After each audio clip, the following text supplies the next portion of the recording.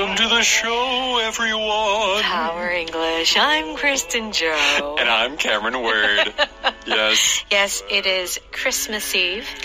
Yeah, and so our producer has prepared a special song for our listeners. I know you're very excited. Yeah, I love Christmas. My favorite time of year. My family, on Christmas Eve, we have a tradition. What's your tradition? So, Christmas Eve, so the 23rd. Okay. We stay up until midnight.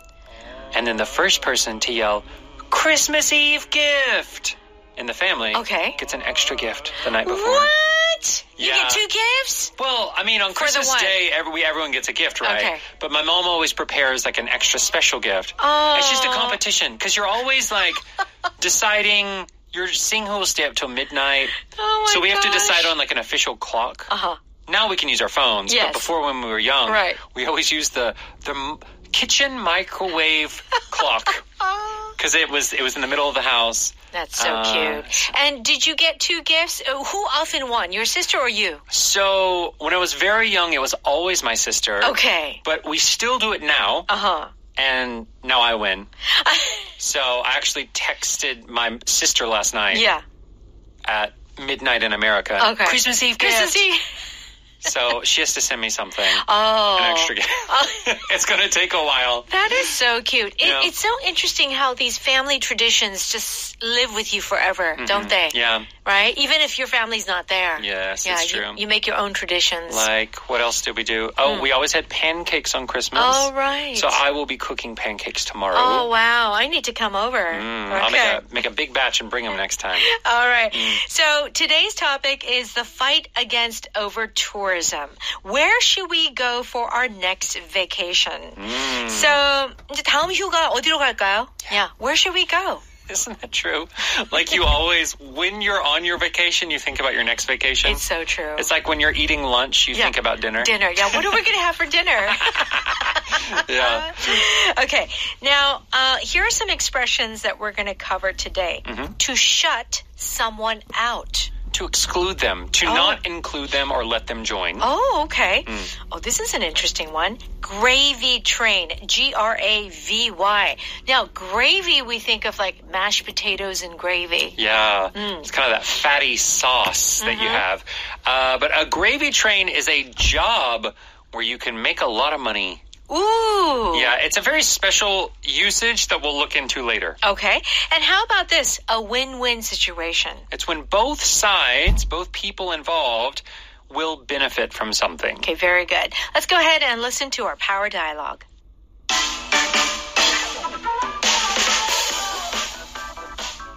After all this talk about over-tourism, where should we go for our next vacation? I found one country we aren't visiting. This travel website says the government approved a $100 per day tourist tax. They're shutting people out who don't have much money. It looks like the government will be the only one on the gravy train from now on. No, it says the money will be used to build community centers and better schools. I guess it's a win-win for the locals and for tourists who can afford it.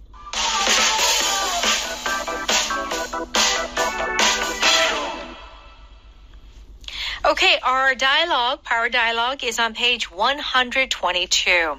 Let's begin. Peter says, after all this talk about over-tourism, where should we go for our next vacation?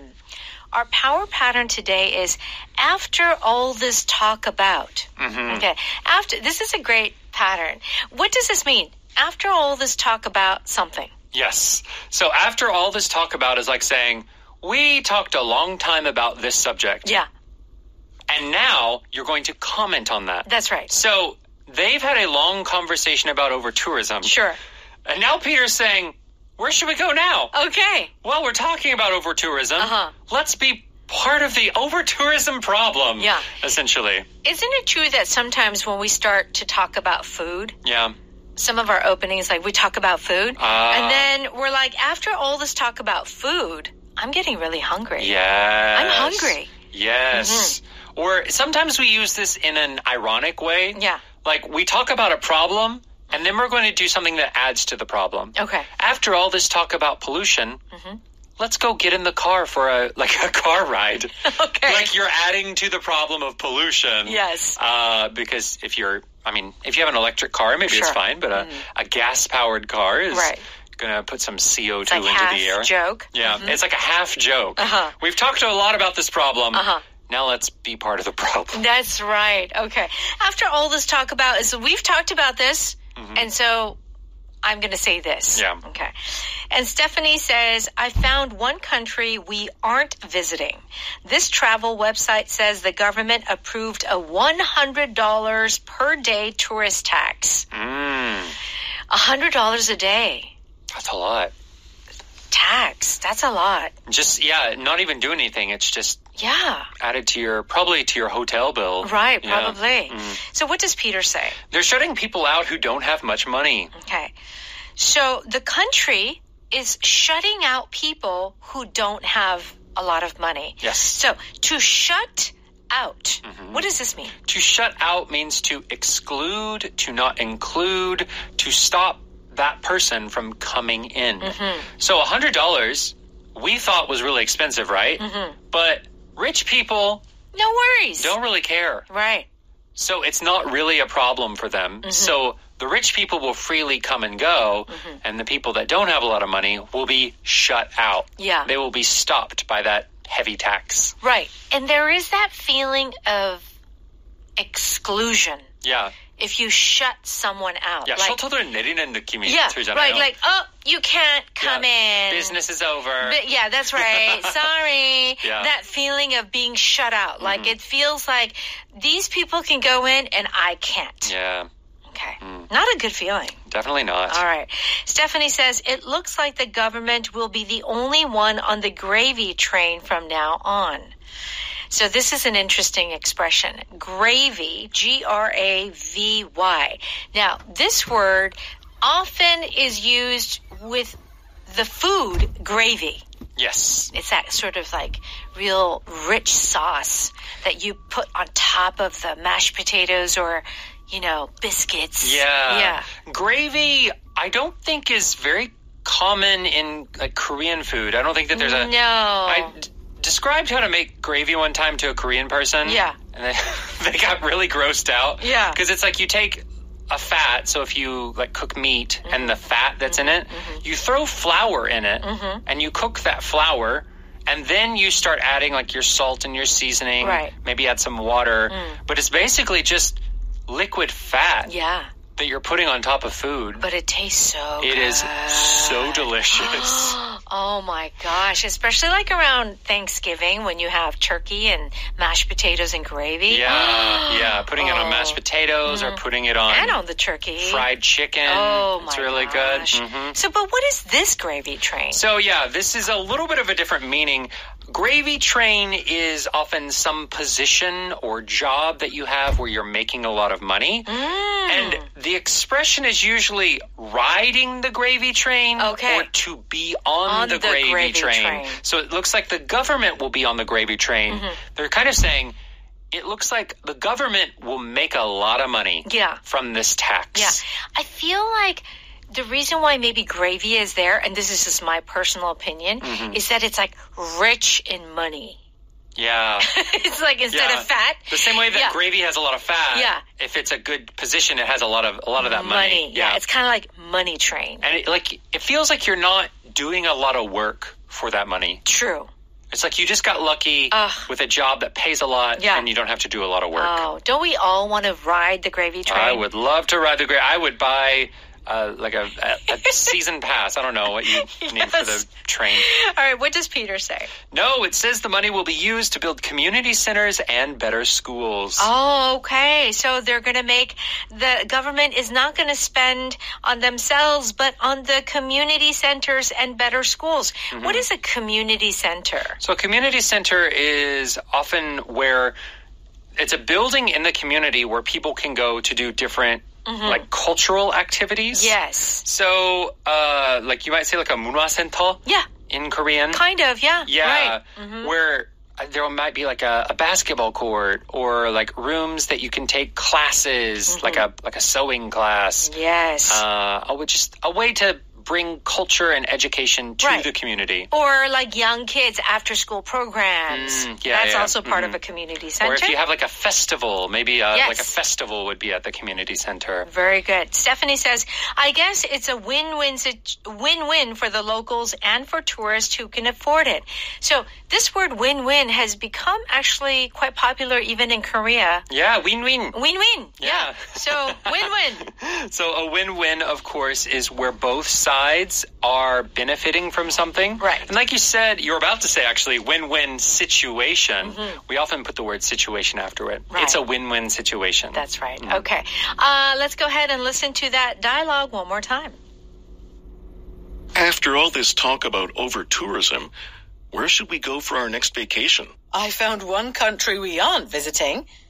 This travel website says the government approved a $100 per day tourist tax. They're shutting people out who don't have much money. It looks like the government will be the only one on the gravy train from now on. No, it says the money will be used to build community centers and better schools. I guess it's a win-win for the locals and for tourists who can afford it.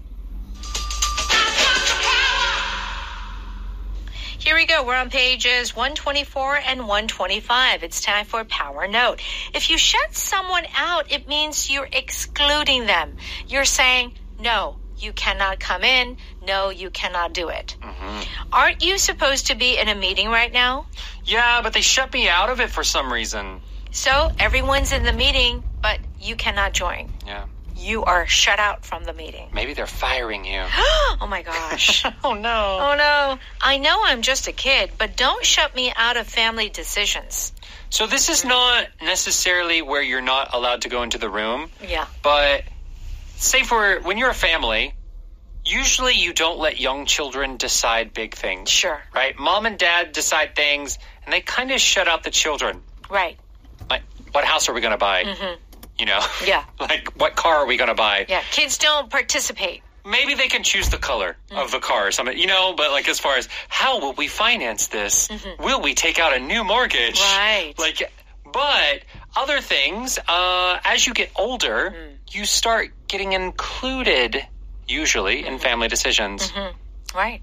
It doesn't feel good to get shut out of a decision. That's right. And, I mean, isn't this true that when you're a student in junior high school, elementary high school, and there's a certain group of friends, and then they shut you out. Yeah, they don't talk to you. Oh, You're the feels so bad. Feels so bad. Yeah.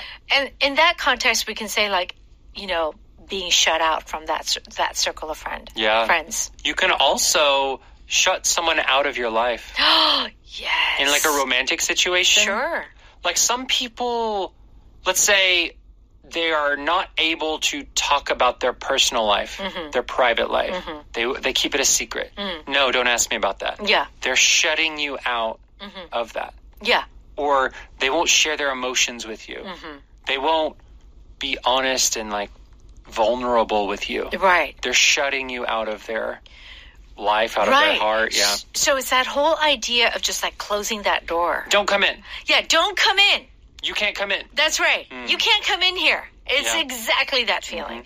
Okay. Gravy train is a job or a position that, you make a lot of money. It's too bad the beach restaurant won't be reopening next year. I know. As a bartender, it was a gravy train during summer vacation. Yeah. So it really made a lot of money. And I do feel like, is it hard-earned money? Well, if you're a bartender, of course you are working, but there is the feeling that you're making much more money than the amount of effort you're putting in. Yes, there is that feeling, right? Like, yes, you're working hard, but it's like you're getting that extra without having to put more work into it. Yeah. Okay. Working as a stockbroker used to be a real gravy train before personal computers. Yes. You know, my sister just became a broker. Yes. She just passed the test she needed to. Right. And it is true. In the U.S., at the very least, the system was if you wanted to buy stocks, you had to go through a broker. Right. Right? Not anymore. Not anymore. People can do it themselves. So like all of those brokerage fees that they used to have, yes, they've gone away. Really? So how do the brokers make money? Just from working in a company? They have to do a lot of financial advising. I see. So they used to make money just by buying stocks. Got it, yeah. Which is like super easy. But people realized that, oh, that broker isn't really doing anything. They're just pushing a button. That's right. And taking all my money. Right. Right? Yeah. The broker was on the gravy train. That's right. But now... It was kind of easy money. Yeah, it was easy money. Oh, yeah. I mean, they still had to study, of course. Oh. But now they have to work a lot harder to make a living. Right. So again, I do feel like if you're on the gravy train, it's, you work hard, but making that money is a little easier than normal times. Yeah. There's that feeling. There is that feeling. Yeah. Okay. Win-win. Win-win. Yeah. Win-win. It means that both sides, you're doing a deal, you're doing a transaction, and both sides are getting a benefit from it. Okay, very good. What do you think of the new minimum wage law? I think it's a win-win for people with a new tax cut for employers. Okay. So it's a win-win, meaning it's good for the employee and the employer. The peace treaty was a win-win for both countries. Yeah, both countries benefited from ending the war, right? So we talked about a win-win situation, but oftentimes it seems in both of these examples, it's a win-win. Yeah, you can just say it's a win-win. It's a win-win. Hey, it's a win-win. I don't know if all of win-wins exist that much, though. Yeah, that's kind of, It has to be equally beneficial. Right. More often, I feel like things are lose-lose. Which is a phrase we say. Yeah. We do say it, right? It is. So you can have a win-win situation or and a lose-lose. And a win-lose. Okay. And that would be the order we would say it. We would say a win-lose situation. Okay. We don't often say lose-win situation. Yes. For some reason, the order has to be win-lose. Right. Totally agreed. Okay. Our power pattern today is after all this talk about. Yes. So we talked about this so much that the result is this. Okay.